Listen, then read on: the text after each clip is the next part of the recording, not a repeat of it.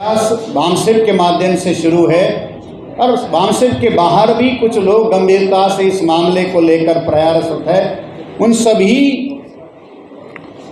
गंभीरता से प्रयासरत बुद्धिजीवी और समाज के अंदर काम करने वाले लोगों को इन विषयों के माध्यम से हम लोग जो परिस्थितियों पर नियंत्रण हम हासिल करना चाहते हैं, उसके लिए हम संगठन के माध्यम से जो संगठित प्रयास कर रहे हैं, उसी दिशा से और ज़्यादा मजबूत करने के लिए साथियों ये कार्यक्रमों का आयोजन किया गया।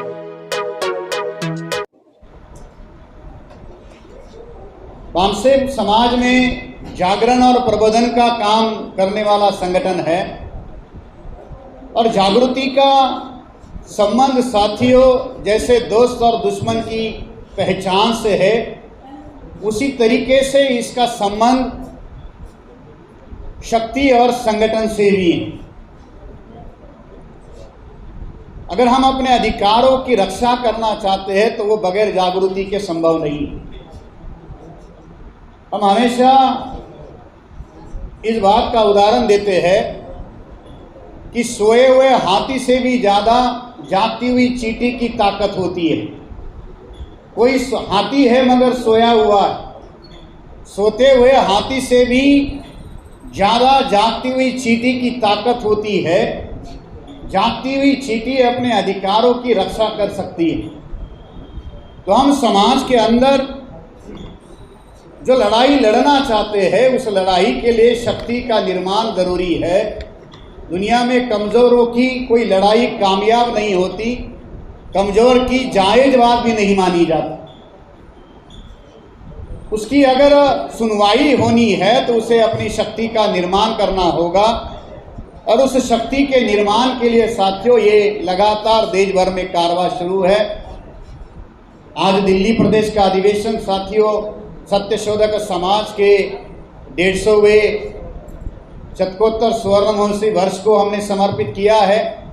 ये वर्ष हमारे लिए और भी ज़्यादा महत्वपूर्ण है क्योंकि साहू महाराज का ये 150वां जयंती वर्ष है।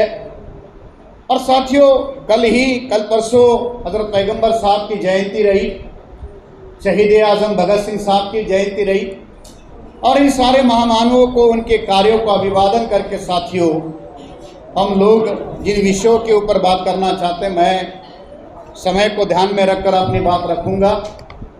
दोनों सत्रों को एक साथ साथियों कंक्लूड किया जा रहा है।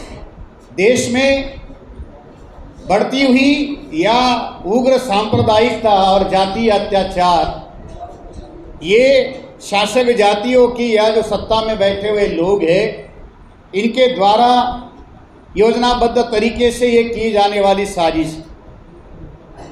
साथियों इनको इस विषय को समझने के लिए इसकी पार्श्वभूमि भी जानने समझने की ज़रूरत है। इस देश में राइट्स एंड राइट्स एक साथ चलते हैं। जब भी इस देश में इस देश की बहुजन जातियों के द्वारा जो इस देश की मूल निवासी या इस देश की बहुजन जातियां है, इनके द्वारा जब अपने संवैधानिक हक अधिकार की समानता की एक अधिकार की लड़ाई जब लड़ी जाती है, हक अधिकार जब मांगे जाते हैं, राइट्स की जब बात होती है, अधिकार की जब बात होती है, तो उन अधिकारों को दिशाहीन करने के लिए, उस आंदोलन को दिशाहीन करने के लिए देश में राइट्स होते हैं।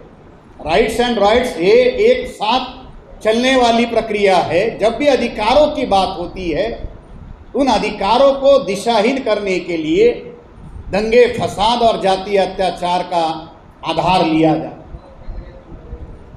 जो लोग इस देश में पिछड़ी जातियों को, अनुसूचित जाति जनजातियों को हिंदू बना रहे और हिंदू बनाकर उनका मुस्लिमों के, ईसाइयों के विरोध में इस्तेमाल कर रहे हैं, और ये मामला अभी केवल गांव देहातों में नहीं रहा, ये दिल्ली में कल परसों हमने देखा कि प्रसाद के नाम पर एक केला अगर कोई उठाता है तो उस एक लड़के को प्रसाद को लेने के लिए खड़ा है और एक केला,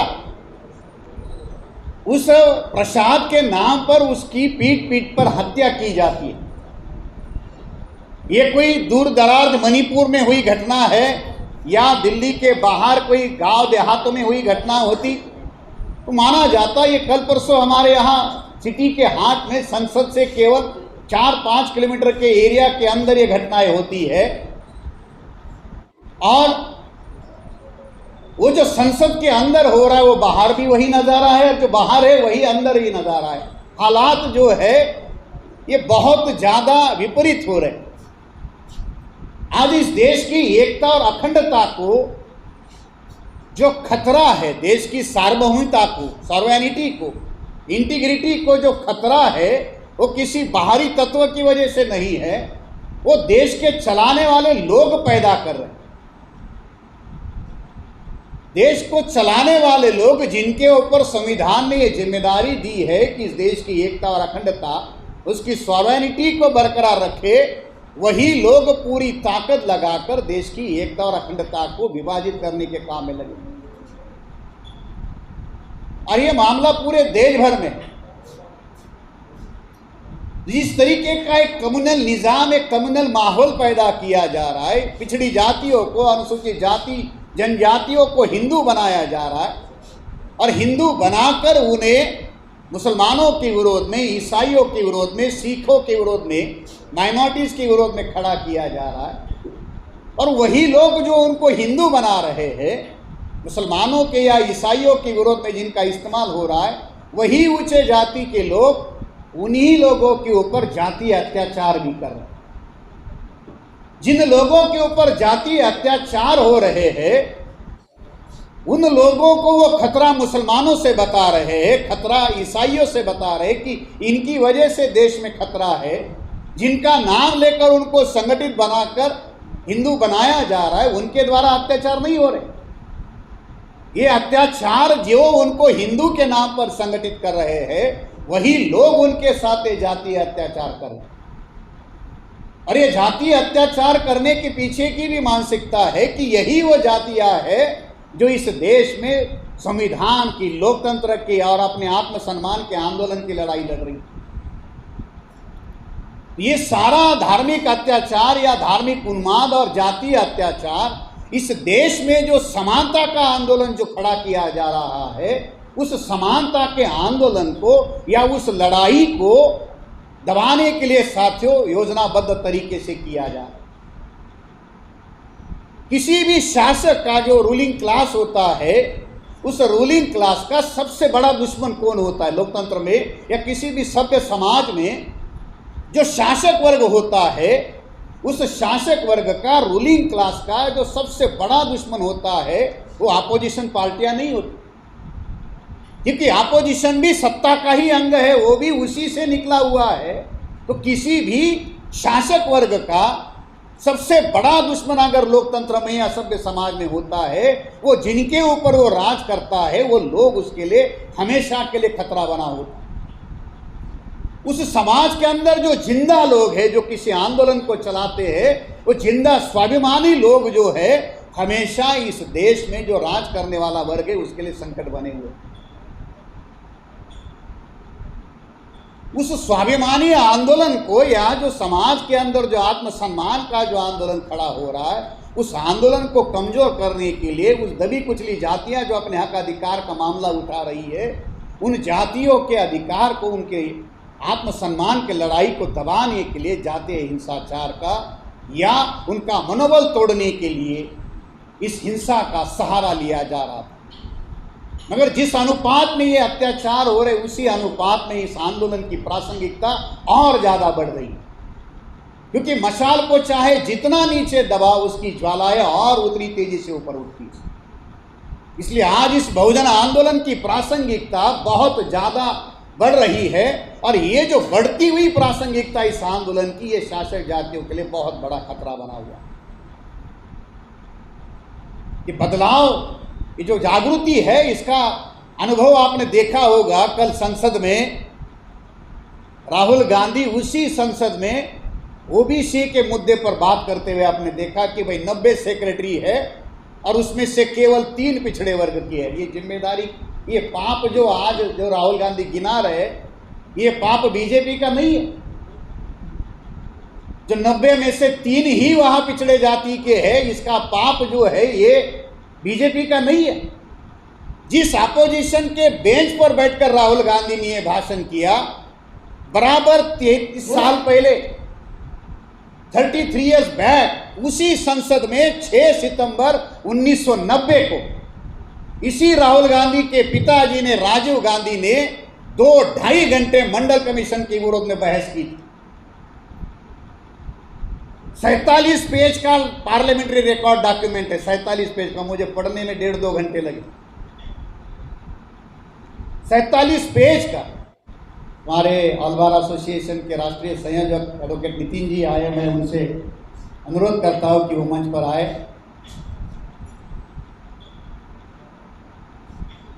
6 सितंबर 1990 को उसी संसद में राजीव गांधी के द्वारा मंडल कमीशन के विरोध में लंबा बहस किया गया और इस देश की आधी आबादी, पिछड़े वर्गों की आबादी, उसके कल्याण के लिए जो कमीशन बनाया गया था, उस कमीशन के बारे में राजीव गांधी पार्लियामेंट में कहते it is a can of worm. ये जो मंडल कमीशन है ये कीड़ों से भरा हुआ, जैसे कोई गटर का ढक्कन खोलोगे तो कीड़े बाहर निकल आएंगे और पूरे शहर में, पूरे क्षेत्र में गंदगी फैला देंगे। ये मंडल कमीशन जो है ये कैन ऑफ वर्म है, कीड़ों से भरा हुआ जो पिटारा है, इसे खोलो मत। क्या आप मेरे देश को बांटना चाहते हो? 30 साल पहले जो व्यक्ति राजीव गांधी मंडल कमीशन के बारे में ये कह रहे थे कि ये तो देश को बांटने का काम कर रहा है, आज 30 साल के बाद उसी का बेटा देश को जोड़ने के नाम पर संसद में कह रहा है कि भाई 90 में से 3 ही पिछड़े जाति के, इसके लिए जिम्मेदार कौन? ये जो सारा मामला है कि भाई जिन पिछड़ी जातियों के अधिकारों का मामला उठा था, अनुसूचित जाति जनजाति के अधिकार की बात उठी थी, तब उन अधिकारों के विरोध में दंगे फसाद का, जातीय अत्याचार का सहारा लेकर उन अधिकारों को दबाने की कोशिश की गई थी। और आज वही लोग जो है अपोजिशन और रूलिंग एक ही एजेंडा लेकर है। इसलिए इन चीज़ों को साथियों में जानने समझने की जरूरत है कि ये जो चर्चाएं देश भर में हो रही है, चुनाव आ रहे, चुनाव जा रहे, जाति आधारित जनगणना की मांग कांग्रेस ने अपने मेन एजेंडे पर 2023 में ये कह रहे कि जाति आधारित गिनती होनी चाहिए, जनगणना होनी चाहिए। 1948 में सेंसस एक्ट में जाति को खत्म करने का, धर्म के नाम पर सेंसस शुरू करने का काम किसने किया? 2011 में पार्लियामेंट में आपने ही आश्वासन दिया था, 4,500 करोड़ उसके लिए खर्चा भी हुए थे, और आश्वासन देने के बाद में भी आपने जाति आधारित गिनती नहीं की। आज आप कह रहे हो कि सेंट्रल इंस्टीट्यूट में या सेंट्रल यूनिवर्सिटी में इतने बच्चे हमारे ड्रॉप आउट हो रहे, इसके लिए जिम्मेदार कौन है? ये जो प्यार पिछड़ी जातियों के प्रति, ये जो प्यार SC ST के प्रति जो आज अपोजिशन वालों को आया है, ये प्यार भी जो है ये भी हम लोगों को समझने की जरूरत है। क्योंकि केवल हम अगर ये बात करते रहे कि भाई RSS BJP से ये मामला है, तो कोई कांग्रेस के लिए दरवाजा खोलने का तो हमारा एजेंडा तो नहीं। इन चीजों को साथियों हमें समझने की जरूरत है कि देश में ये जो अघोषित आपातकाल जैसी परिस्थितियां पैदा कर दी गई है, वो करने के पीछे की जो भूमिका है वो क्या है? हमको यहाँ अत्याचार की चर्चा करने के लिए साथियों ये विषय नहीं लिखा है, क्योंकि हमारे समाज में पहले से ही निराशा का बहुत ज़्यादा माहौल है, और समस्या की ज़्यादा हम चर्चा करेंगे तो समस्या का प्रचार होगा, और समस्या से ज़्यादा प्रचार होगा उसका, तो जो थोड़ा बहुत लोगों में करने की भावना है वो भी खत्म हो जाए। हम तो चर्चा इस मुद्दे के लिए कर रहे हैं कि उसके समाधान के लिए, शक्ति निर्माण करने के लिए समाज के अंदर उस भाव को पैदा किया जाए।